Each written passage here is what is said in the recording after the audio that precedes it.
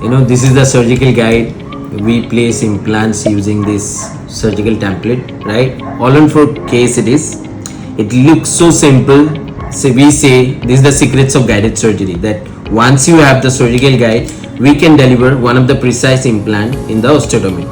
This is wrong, because behind this scene we have to spend a good amount of time in executing the precise treatment plan, validating occlusion. So we say surgical guide is just a template for your reference. This is not helping you for anything. So key thing behind this surgical guide is the treatment plan. So that we need to understand the exact simulations, how to validate the implant in the patient bone using CBCT scan and with the right workflow of the treatment plan.